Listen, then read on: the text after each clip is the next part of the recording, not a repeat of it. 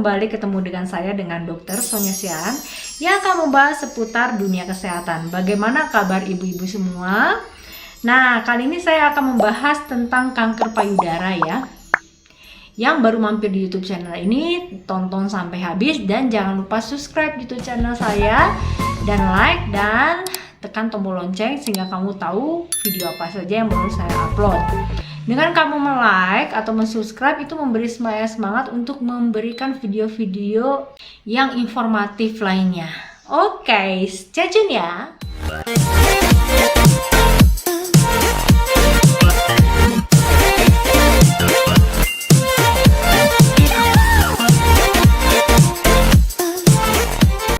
Mengapa saya mengangkat tema tentang kanker payudara ini? Karena memang banyak yang menanyakan tentang kanker payudara karena berhubungan dengan saya mengedukasi tentang menyusui yang tidak jauh tentang payudara. Jadi ada yang takut kalau misalnya ada benjolan di payudara ini apakah cuman ASI beku atau misalnya hanya payudara bengkak atau apa. Jadi banyak yang DM saya, jadi saya angkat tema ini tentang kanker payudara. Dan juga kanker payudara ini merupakan urutan pertama di antara kanker yang lain. Jadi kalau urutan yang kedua adalah kanker leher rahim dan merupakan penyumbang pertama pembunuh wanita yang mengalami kanker. Berkat kemajuan teknologi memang ada orang yang mengalami kanker payudara mengalami kesembuhan ya dengan melakukan kemoterapi atau radiasi.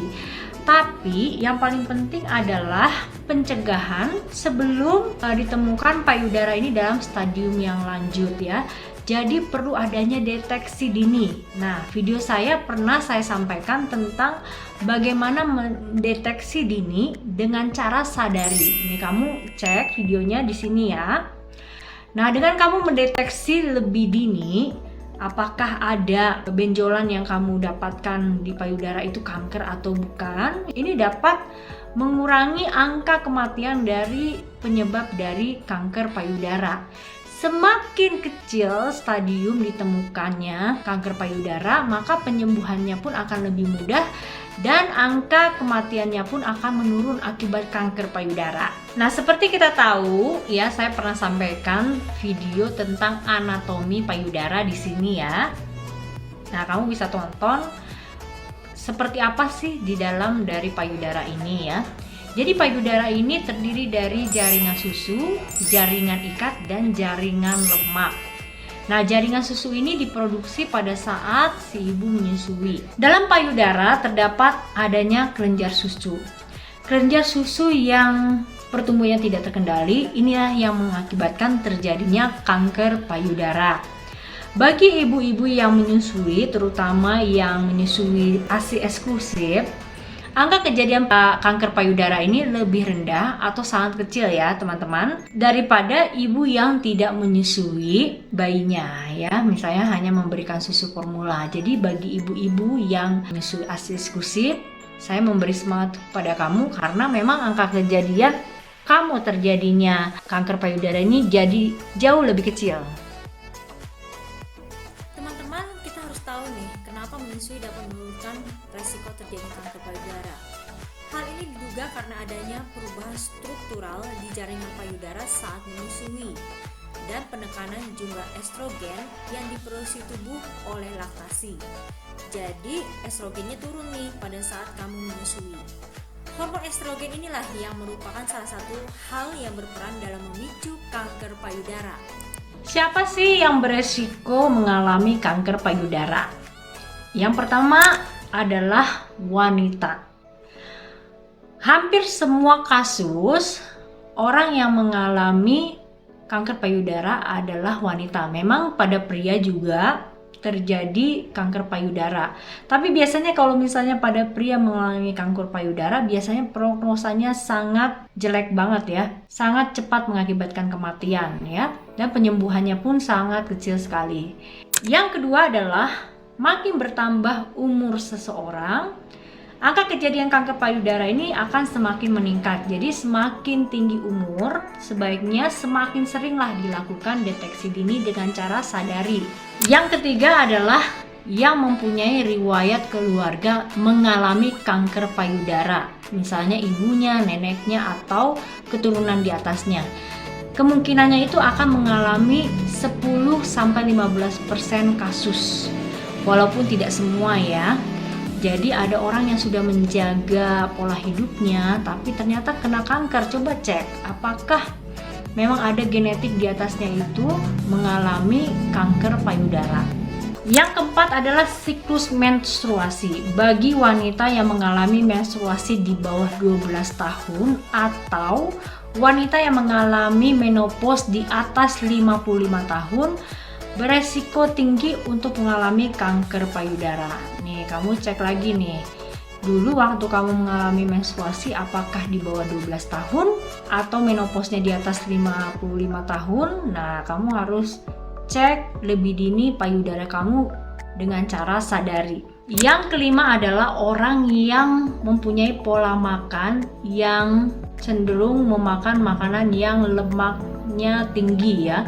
Nah, itu beresiko mengalami kanker payudara. Yang keenam adalah gaya hidup. Bagi wanita yang sering merokok, minum minuman keras, dan kurang berolahraga, mereka akan cenderung lebih tinggi mengalami terjadinya kanker payudara.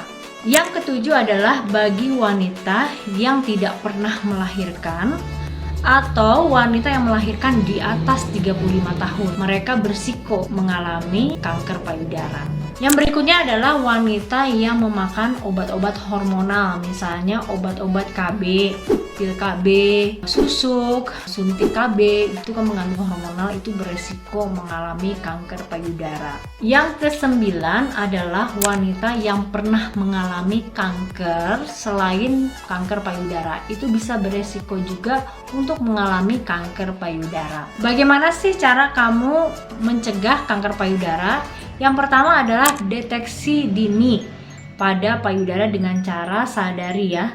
Semakin sering kamu melakukan pemeriksaan payudara sendiri, semakin ketahuan lebih cepat bahwa kamu mengalami kanker payudara atau tidak. Yang kedua adalah gaya hidup.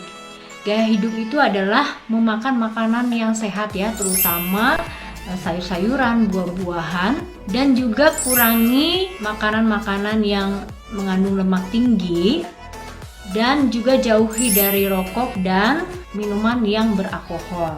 Yang ketiga adalah rutin berolahraga. Dengan kamu rutin berolahraga, maka itu akan meningkatkan imunitas kamu dan juga mencegah sel kanker hingga pada tubuh kamu. Apa gejala dari kanker payudara? Yang pertama, kita lihat payudaranya. Apakah ada perubahan bentuk dari payudaranya? Apakah ada benjolan? Apakah ada perubahan warna pada payudaranya? Atau ada seperti kulit jeruk ya, jadi mengkerut begitu ya. Di putingnya juga kamu harus lihat apakah putingnya itu masuk ke dalam atau tidak, atau keluar cairan yang berwarna merah seperti darah keluar dari puting ya, atau kamu lihat di ketiak apakah ada benjolan. Nah, itu kamu harus curiga adanya kanker payudara. Kamu segera memeriksakan diri kamu ke fasilitas kesehatan. Setelah kamu melihat kelainan pada payudara, pada puting, kelenjar getah bening, kamu akan pergi ke fasilitas kesehatan. Di fasilitas kesehatan ini kemudian akan dilakukan pemeriksaan lebih lanjut, yaitu pemeriksaan mamogram dan biopsi. Mamogram ini adalah pemeriksaan di mana kita bisa melihat di dalam payudara ini adakah benjolan di dalam payudara ini. Sedangkan pada biopsi itu ada jaringan ya yang diambil dari benjolan tersebut, lalu diperiksakan di patologi anatomi di bawah mikroskop. Dilihatlah di situ bentuk selnya itu, apakah selnya itu sel kanker atau hanya tumor jinak saja.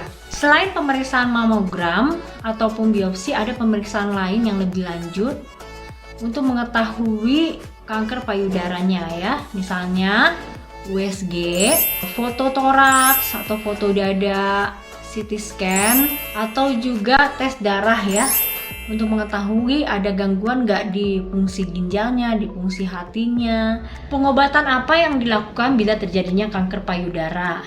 Yang pertama adalah dilakukan tindakan bedah, kemoterapi, dan radiasi. Kalau bedah ini ada dua macam ya, jadi hanya mengangkat kankernya saja atau benjolannya saja. Yang kedua adalah pengangkatan seluruh payudaranya atau mastektomi, itu tergantung dari jenis kankernya. Apa komplikasi dari kanker payudara? Yang pertama adalah kanker payudara ini dapat mengakibatkan terjadinya metastasis ya pada organ yang lain. Nah, itu berakibat gangguan juga pada organ yang lain. Dan tindakan pengobatannya juga ada komplikasi ya. Misalnya pada saat dilakukan tindakan bedah itu bisa terjadinya infeksi di luka operasinya ya.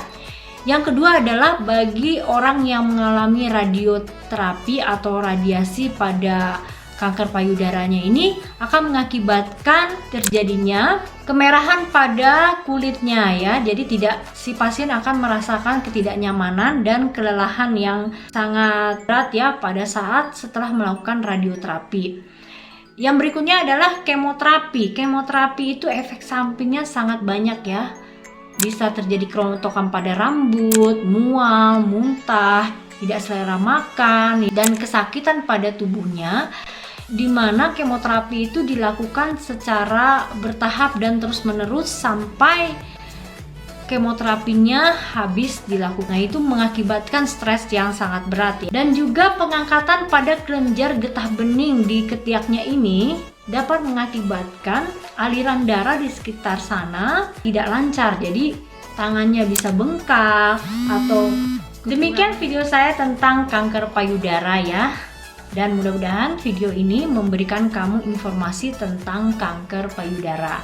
Jadi intinya adalah mencegah lebih baik daripada mengobati. Semakin kamu sering untuk melakukan deteksi pada payudara kamu, maka terjadinya kanker payudara pun akan terhindari ya. Nah, yang merasa video ini bermanfaat bagi kamu, bisa kamu like, subscribe YouTube channel ini, dan jangan lupa share ya. Oh, jangan lupa juga tekan tombol lonceng sehingga kamu tahu video apa saja yang baru saya upload. Oke, sampai jumpa teman-teman di video berikutnya. Bye-bye.